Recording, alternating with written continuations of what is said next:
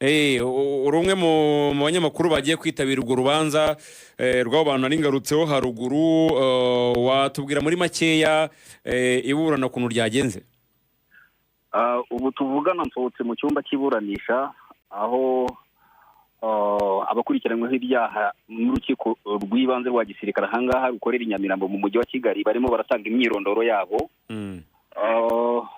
Ubu tuvugana twabonye itangazo mu minsi ishize ryasohowe na Minadef yuko hari abasirikare babiri ndetse n'abasivile 20 bakurikiranyweho ibyaha bitandukanye, ariko mu rukiko twabonye umubare wiyongereye kuko twabonye ababaye impuzankano za gisirikare bakurikiranwe muri iyi dosiye birumvikana bagera kuri 3 mu gihe bari babiri. Twabonyemo kandi n'abaofisiye bakuru mu rwego rw'igihugu rushinzwe imfungwa n'abagororwa bagera muri 2. Abasivile bo n'abasanzwe birumvikana. Buri muntu wese rero arimo aragenda atanga imyirondoro ye yuzuye, ntago barimo gutanga imyirondoro y'igice kuko hari imyirondoro baba barafashe mbere, barimo barayibasubiriramo rero kugira ngo bumve niba hari amakosa yakozwe mu buryo bw'imyandikire kugira ngo bayakosore, hanyuma izindi process zikurikireho. Uyu munsi bari kuburana kwifunga n'ifungurwa ry'agateganyo iminsi 30 birumvikana kuko ushobora gufungurwa ukajya hanze ugakurikiranwa uri hanze, ariko isaha n'isaha urukiko ruguhamagariye rukakubona. Ariko nabyo biterwa n'impamvu z'ibikurikiranweho mu gihe bifite uburemere bukomeye ntabwo bakurekura ujye kwidegembya hanze bagukurikirana widegembya hanze.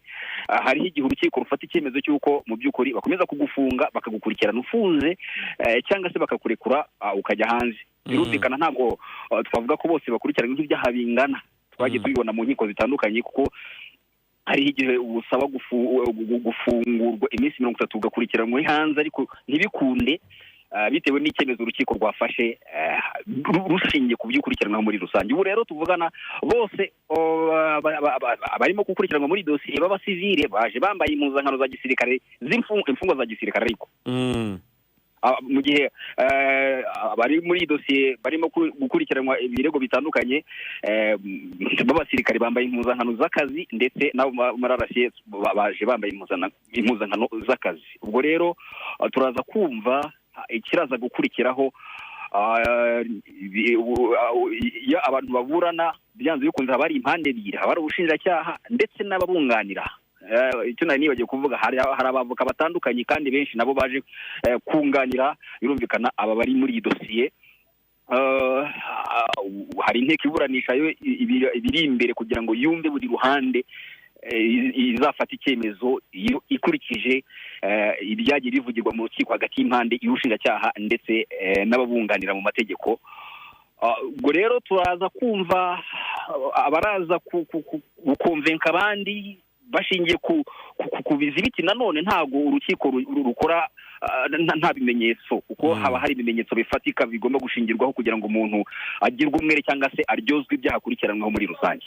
Urubanza se akenshi hari ubwo urubanza rubera mu muhezo, hari ubwo rubera mu ruhame, abantu bemerewe. Ntabwo nari nibagiye kukivuga. Aha turi ku rukiko rw'ibanze rwa gisirikare i Nyamirambo, hari abantu benshi cyane kuko urumva hari imiryango yabo yaje kubareba, yaje kubasuhuza birumvikana. Ariko ikindi gihari ni itangazamakuru.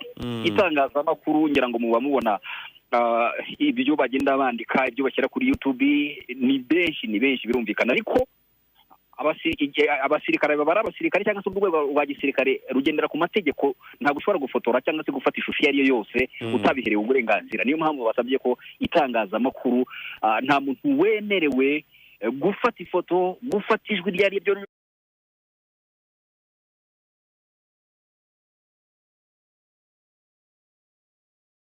birimo kuvugirwa mu rukiko, ndetse biranagoye ko twavuga ko no kwinjizwa mu modoka ya gisirikare bajemo uraza gufata ifoto ntabwo biraza gukunda. Uraza kubona ko uri umwe mu banyamakuru bagiye kwitabira urwo rubanza rw'abo bantu nari ngarutseho haruguru, watubwira muri makeya iburana ukuntu ryagenze? Ubu tuvugana nsohotse mu cyumba cy'iburanisha aho abakurikiranyweho ibyaha n'urukiko rw'ibanze rwa gisirikare ahangaha rukorera i Nyamirambo mu mujyi wa Kigali barimo baratanga imyirondoro yabo. Ubu tuvugana twabonye itangazo mu minsi ishize ryasohowe na Minadef yuko hari abasirikare babiri ndetse n'abasivile 20 bakurikiranyweho ibyaha bitandukanye, ariko mu rukiko twabonye umubare wiyongereye kuko twabonye abambaye impuzankano za gisirikare bakurikiranwe muri iyi dosiye birumvikana bagera kuri 3 mu gihe bari babiri. Twabonyemo kandi n'abaofisiye bakuru mu rwego rw'igihugu rushinzwe imfungwa n'abagororwa bagera muri 2. Abasivile bo n'abasanzwe birumvikana.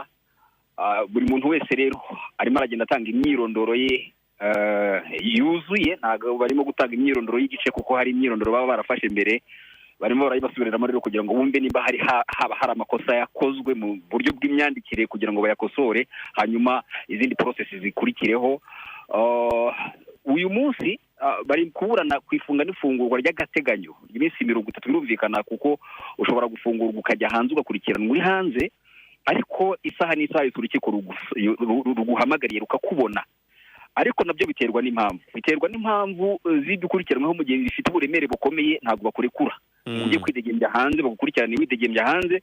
Hariho igihe urukiko rufata icyemezo cy'uko mu by'ukuri bakomeza kugufunga bakagukurikirana ufunze cyangwa se bakakurekura ukajya hanze. Birumvikana ntabwo twavuga ko bose bakurikirana nk'ibyaha bingana.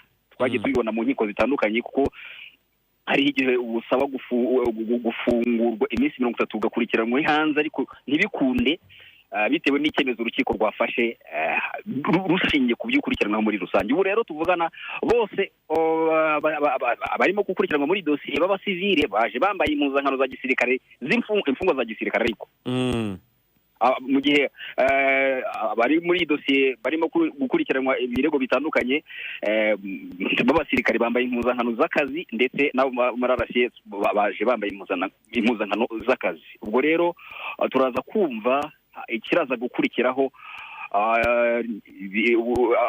iyo abantu baburana byanze bikunze haba hari impande ebyiri, haba hari ubushinjacyaha ndetse n'ababunganira.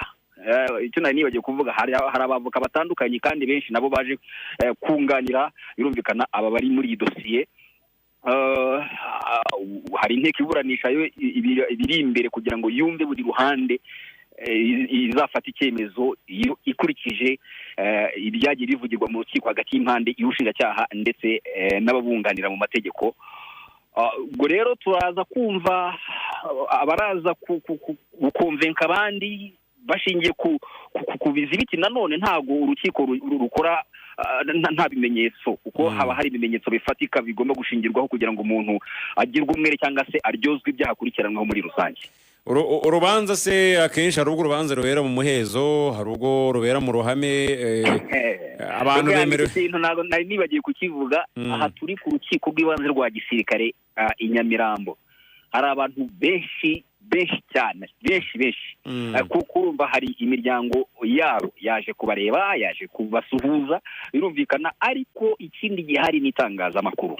Itangazamakuru ngira ngo muba mubona ibyo bagenda bandika, ibyo bashyira kuri YouTube, ni benshi birumvikana, ariko abasirikare babara abasirikare cyangwa se urwego rwa gisirikare rugendera ku mategeko. Ntabwo ushobora gufotora cyangwa se gufata ishusho iyo ari yo yose utabiherewe uburenganzira. Niyo mpamvu basabye ko itangazamakuru nta muntu wemerewe gufata ifoto, gufata ijwi iryo ari ryo